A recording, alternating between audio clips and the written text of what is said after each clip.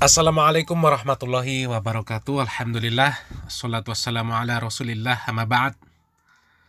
Kaum muslimin yang dirahmati oleh Allah subhanahu wa ta'ala, dakwah yang selalu mengajak umat ini untuk kembali kepada kemurnian Islam, meninggalkan perkara-perkara atau amaliyah-amaliyah yang berbau kesyirikan, tahayul, bid'ah, khurafat, dan lain sebagainya, mengajak umat agar dalam beragama ini menjadikan Al-Quran dan Sunnah dengan pemahaman para salafus soleh sebagai dasar atau fondasi di dalam beribadah kepada Allah subhanahu wa ta'ala.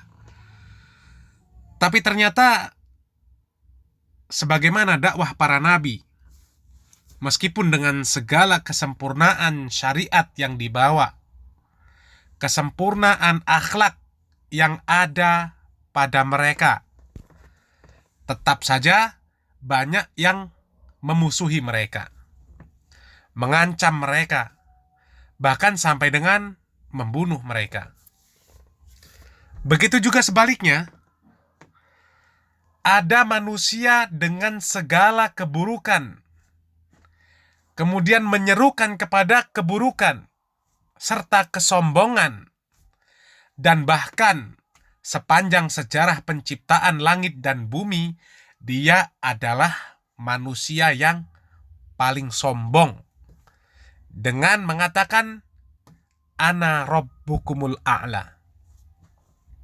Tapi tetap saja manusia tersebut memiliki pengikut-pengikut yang loyal terhadap dirinya, bahkan rela mati untuk menunjukkan loyalitas dan kecintaan mereka terhadap Fir'aun laknatullah alaih. Nah, di dalam perbandingan kedua hal tersebut bisa kita simpulkan bahwa memang kita tidak dapat keluar dari dua kemungkinan, khususnya dalam hal berdakwah.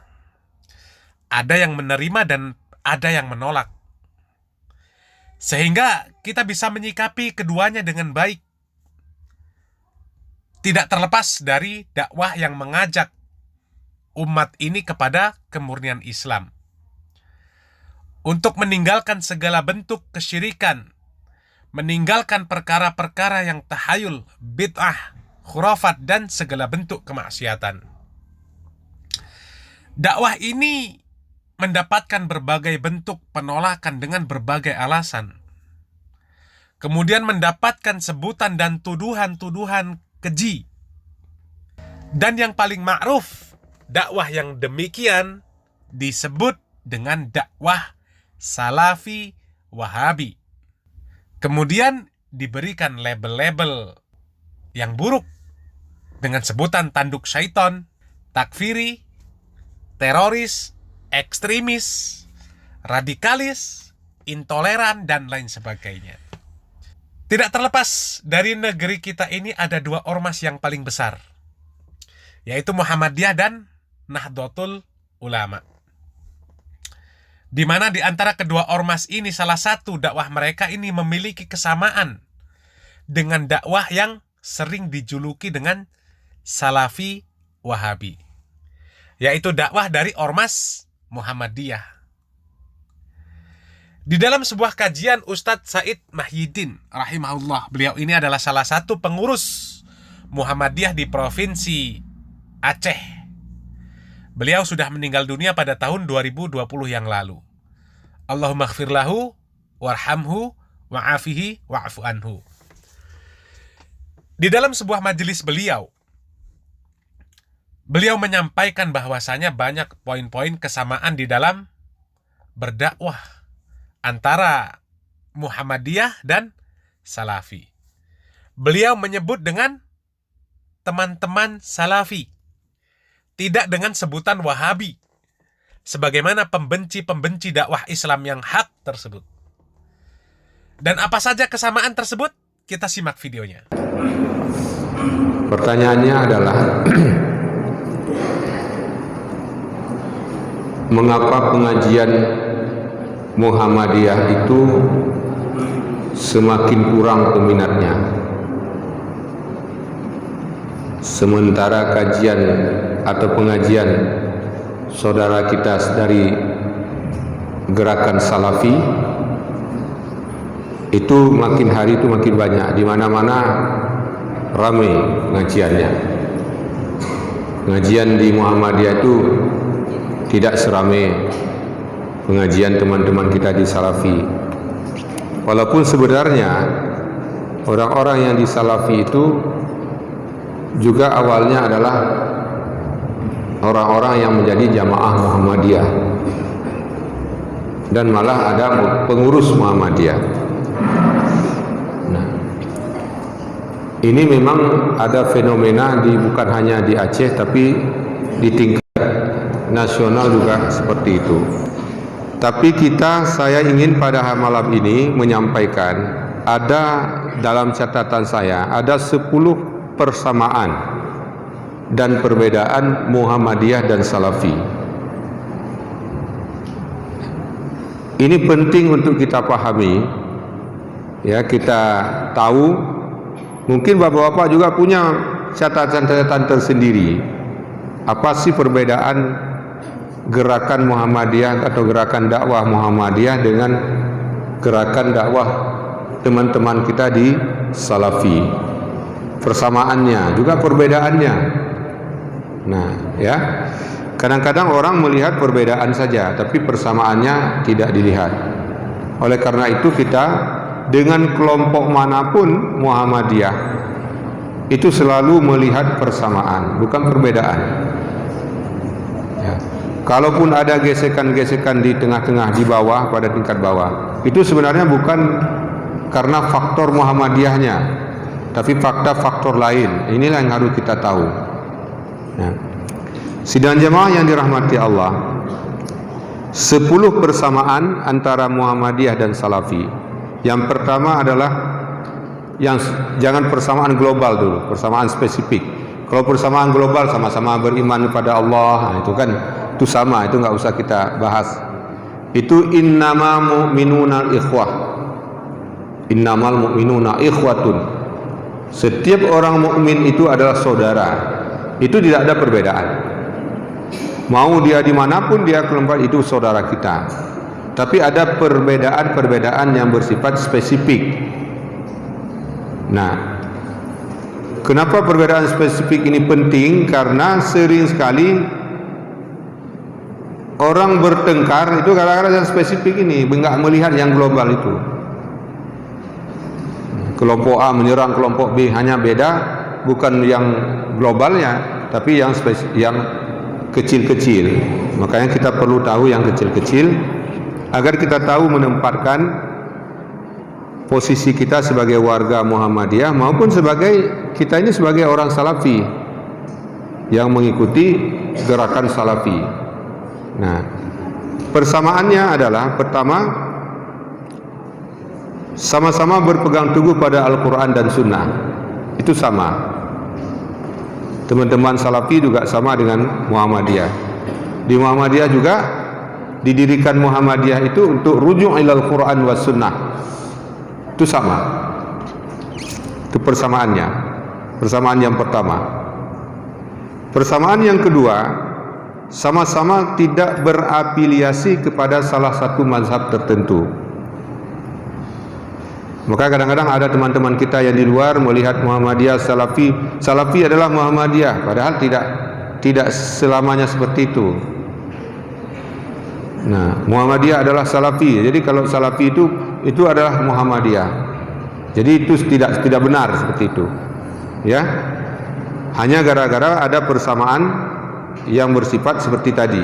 Sama-sama tidak bermazhab atau tidak berafiliasi kepada salah satu mazhab. Yang ketiga, sama-sama menjadikan hadis sahih sebagai landasan beragama. Itu sama. Di Muhammadiyah juga sama. Nah, Muhammadiyah sudah berdiri, itu sudah mengkampanyekan itu. Bagaimana kita kembali kepada Al-Quran, As-Sunnah, As-Sahihah. Itu di dalam marhat tarjih itu ditekankan betul itu. Itu sama. Yang keempat, Persamaan yang keempat adalah sama-sama mendakwahkan kepada umat tentang kemurnian tauhid, kan, dengan memberantas TBC. Itu sama saja. Tahayul, bid'ah, khurafat. Orang Salafi juga halaqahnya seperti itu, Muhammadiyah juga seperti itu. Mungkin ada nanti perbedaannya, tapi prinsipnya itu sama, ya. Yang kelima, sama-sama memisahkan antara agama dan ritual-ritual adat yang berbau syirik dan bid'ah. Ritual-ritual adat itu memilah. Di Muhammadiyah juga sama. Kalau bisa adat-adat yang ada unsur-unsur kesyirikan itu di Muhammadiyah itu dihilangkan, tidak dilakukan.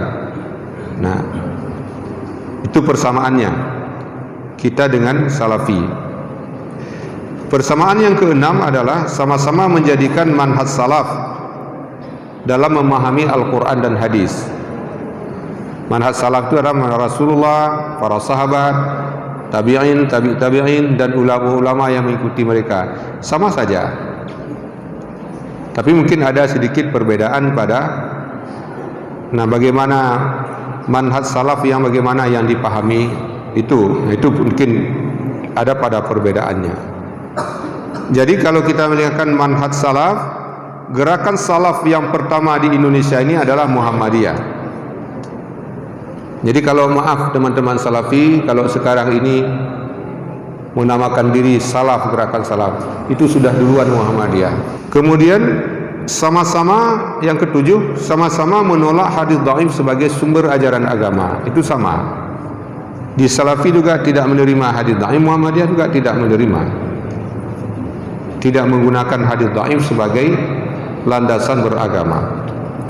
Yang kedelapan, sama-sama menyatakan bahwa ahli sunnah wal jamaah adalah orang-orang yang berpegang teguh kepada Al-Quran dan As-Sunnah.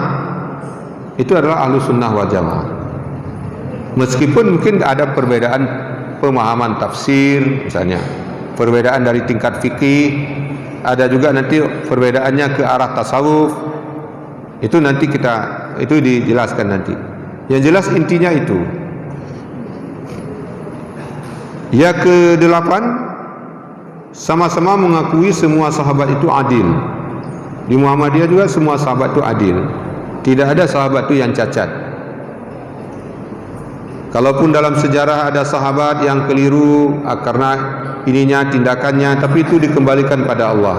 Intinya semua sahabat itu adalah bersifat adil.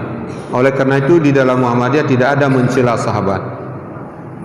Bagaimanapun derajatnya, selama dia masuk dalam tabaqat sahabat, dia adalah diakui sebagai sahabat, maka dia adalah adil dan tidak boleh dicaci dia. Yang ke-9, persamaan yang ke-9 adalah sama-sama menolak segala bentuk syirik dan bid'ah. Itu sama, tapi mungkin bagaimana nanti kita dalam mengaplikasikan. Yang ke-10, sama-sama menolak segala bentuk wasilah dalam beribadah kepada Allah kecuali dengan amal saleh. Itu sama. Jadi teman-teman kita dari Salafi juga sama, kita juga sama. Sama-sama seperti itu. Nah, dari poin-poin kesamaan antara dakwah Muhammadiyah dengan Salafi, kita bisa simpulkan bahwa dalam permasalahan prinsip sama, yaitu berpegang teguh terhadap Al-Quran dan Sunnah, serta menjadikan keduanya sebagai landasan utama di dalam beragama. Karena memang itulah dasar atau pedoman utama umat Islam. Dan tidak fanatik terhadap satu mazhab tertentu. Karena memang tidak ada sebuah keharusan untuk bermazhab dengan mazhab tertentu. Para imam mazhab pun tidak ada yang mengatakan agar kaum muslimin ini bermazhab dengan salah satu dari mereka saja. Tidak boleh mencampur adukkan mazhab. Ya, tidak boleh lintas mazhab. Di dalam kitab Majmu' Syarah Al-Muhazab karangan Al-Imam An-Nawawi, bahwasanya Al-Imam Asy-Syafi'i mengatakan, "Idza wajadtum fi kitabi khilafa sunnati Rasulillah faqulu bisunnati Rasulillah. Apabila kalian mendapatkan di dalam kitabku menyelisihi sunnah Rasulullah Sallallahu Alaihi Wasallam, maka sampaikanlah atau katakanlah sunnah Rasulullah Sallallahu Alaihi Wasallam dan tinggalkan pendapatku. Artinya mereka menganjurkan kaum muslimin untuk mengikuti Rasulullah Sallallahu Alaihi Wasallam. Mereka hanya sebagai wasilah atau perantara. Bagaimana kaum muslimin ini bisa mengetahui manhaj atau jalan Rasulullah Sallallahu Alaihi Wasallam dan para sahabatnya beragama. Mereka yang meriwayatkan kepada generasi mereka dan generasi setelahnya. Sampai pada saat kita. Ya, sampai kepada kita saat ini. Dan yang kita ikuti adalah riwayat mereka. Riwayat yang mereka sampaikan. Kalau ada riwayat atau pendapat atau ijtihad yang lemah dari salah satu di antara mereka, dan kemudian setelah ditelaah ternyata pendapat yang lain adalah lebih kuat, maka diambillah riwayat atau pendapat yang lebih kuat tersebut. Yang lebih sesuai dengan Al-Quran dan Sunnah. Sesuai dengan yang disampaikan oleh Ustadz Said Mahyiddin, bahwa Muhammadiyah dan Salafi ini menjadikan hadis sahih sebagai landasan beragama. Apa yang sahih dari mereka, yang disampaikan oleh mereka, apakah oleh Imam Malik, ataukah Syafi'i, atau Ahmad, atau Hanafi, kalau itu sahih, maka itulah yang kita pakai. Artinya tidak pasrah secara keseluruhan mengikuti satu mazhab. Dan tidak fanatik mazhab, atau tidak terikat kepada satu mazhab, bukan berarti anti mazhab. Kemudian antara Muhammadiyah dan Salafi ini sama-sama mendakwahkan kemurnian tauhid dan memberantas tahayul, bid'ah, khurafat. Dan inilah yang paling banyak menimbulkan perdebatan di kalangan kaum muslimin. Karena memang begitu banyak keyakinan-keyakinan yang menyimpang karena pengaruh cerita-cerita tahayul dan khurafat. Kemudian banyaknya amalan-amalan bid'ah, amalan-amalan yang tidak bersumber dari Al-Quran dan Sunnah. Amalan-amalan yang tidak diperintahkan dan dicontohkan oleh Rasulullah Sallallahu Alaihi Wasallam. Dan tidak pula dipraktekkan oleh para sahabat. Oleh karenanya dakwah Muhammadiyah dan Salafi ini mengajak umat untuk beragama sesuai dengan tuntunan Al-Quran dan Sunnah, sesuai dengan pemahaman para sahabat Nabi radhiyallahu anhum ajma'in. Mereka jauh dari perkara-perkara kesyirikan, perkara-perkara tahayul, bid'ah, dan khurafat. Kemudian Muhammadiyah dan Salafi ini sama-sama memisahkan antara agama dan ritual adat yang berbau syirik dan bid'ah. Agama Islam bukan agama yang anti adat. Para ulama di dalam qawaid fikih kubro, di dalam kaidah fikih tersebut dikatakan al-adatu muhakkamah. Adat atau budaya ini bisa menjadi sebuah hukum.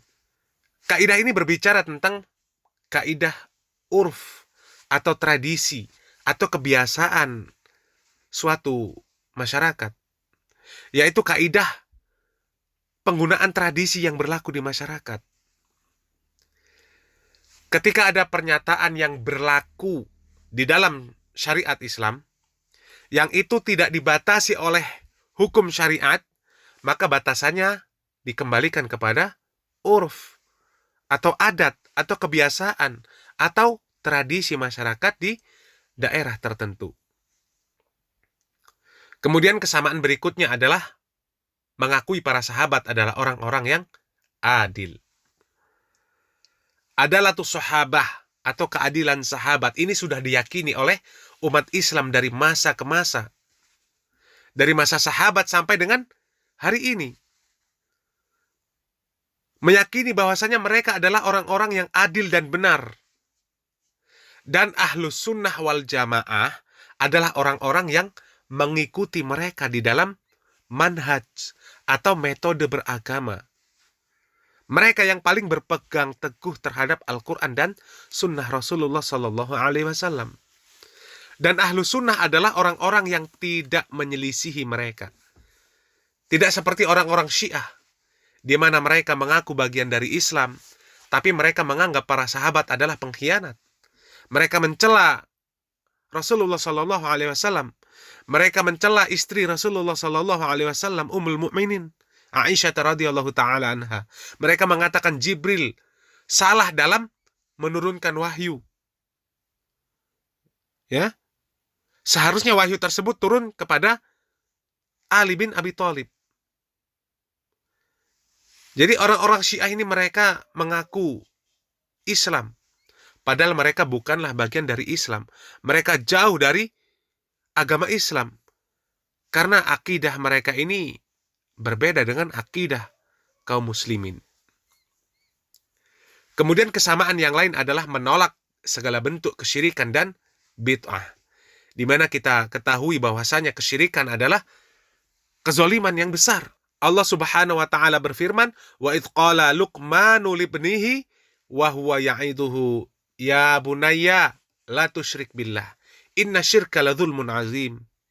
Dan ingatlah ketika Luqman berkata kepada anaknya ketika ia memberikan pelajaran, "Ya bunayya, wahai anakku, la tusyrik billah. Janganlah engkau mempersekutukan Allah. Inna syirka ladzulmun azim." Sesungguhnya mempersekutukan Allah adalah kezaliman yang besar. Dan dosa syirik adalah dosa yang tidak akan diampuni oleh Allah Subhanahu wa taala apabila pelaku kesyirikan tersebut tidak bertaubat dan kemudian mati di atas kesyirikan. Innallaha la yaghfiru ayyushraka bih wa yaghfiru ma duna dzalika liman yasha. Sesungguhnya Allah tidak akan mengampuni dosa kesyirikan dan Dia mengampuni dosa selain dosa kesyirikan bagi siapa yang Dia kehendaki. Dan bid'ah adalah sebuah perkara yang menyelisihi manhaj Nabi Muhammad Sallallahu Alaihi Wasallam dan para sahabat serta generasi terbaiknya. Dan pelaku bid'ah ini terancam diusir dari telaga Rasulullah Sallallahu Alaihi Wasallam. Rasulullah Sallallahu Alaihi Wasallam bersabda, "Ana faratukum alal haud la yurfa'anna ilayya rijalu minkum." Aku akan mendahului kalian nanti di al-haud, di telaga Rasulullah Sallallahu Alaihi Wasallam. Kemudian dinampakkan di hadapan Rasulullah Sallallahu Alaihi Wasallam beberapa orang di antara kalian. Jadi ketika Rasulullah Sallallahu Alaihi Wasallam akan mengambilkan minuman untuk mereka dari al-haud, dari telaga tersebut, ini mereka itu dijauhkan dari telaga tersebut. Kemudian Rasulullah Sallallahu Alaihi Wasallam mengatakan, "Ai Rabbi ashabi, wahai Rabbku, mereka adalah umatku." Kemudian Allah Subhanahu wa taala mengatakan, "La tadri ma ahdatsu ba'daka." Engkau tidak mengetahui apa yang mereka ada-adakan setelahmu. Hadis ini diriwayatkan oleh Al-Imam Bukhari. Kemudian antara Muhammadiyah dan Salafi ini sama-sama menolak segala bentuk wasilah di dalam beribadah kepada Allah kecuali dengan amalan soleh. Artinya memakai wasilah yang diperintahkan oleh Allah Subhanahu wa taala dan diamalkan oleh Rasulullah Sallallahu Alaihi Wasallam dan para sahabat. Seperti berdoa dengan wasilah nama dan sifat Allah yang ada di dalam Al-Quranul Karim dan ada di hadis-hadis sahih. Semisal doa Rasulullah Sallallahu Alaihi Wasallam, sebagaimana diriwayatkan oleh Anas bin Malik, bahwasanya Rasulullah Sallallahu Alaihi Wasallam berdoa, "Ya Hayyu Ya Qayyum, birahmatika astaghis, aslih li sya'ni kullahu, wa la takilni ila nafsi tarfata ain." Wahai Rabb yang maha hidup, wahai Rabb yang maha berdiri sendiri, birahmatika astaghis, dengan rahmatmu lah aku meminta pertolongan. Aslih li sya'ni kullahu wa la takilni ila nafsi tarfata ain. Perbaikilah segala urusanku dan jangan diserahkan kepadaku meskipun sekejap mata sekalipun. Atau dengan wasilah amalan soleh. Sebagaimana di dalam Al-Quran, Allah Subhanahu wa Ta'ala berfirman, Alladzina yakulun Rabbana innana amanna faghfir lana dzunubana wa qina adzabannar. Yaitu orang-orang yang berdoa, ya Rabb kami, sesungguhnya kami ini telah beriman, maka ampunilah segala dosa kami dan peliharalah kami dari api neraka. Kemudian bertawasul dengan wasilah orang-orang soleh yang masih hidup, tidak kepada orang-orang yang sudah meninggal dunia. Karena ketika orang-orang meninggal dunia, kita mendoakan mereka.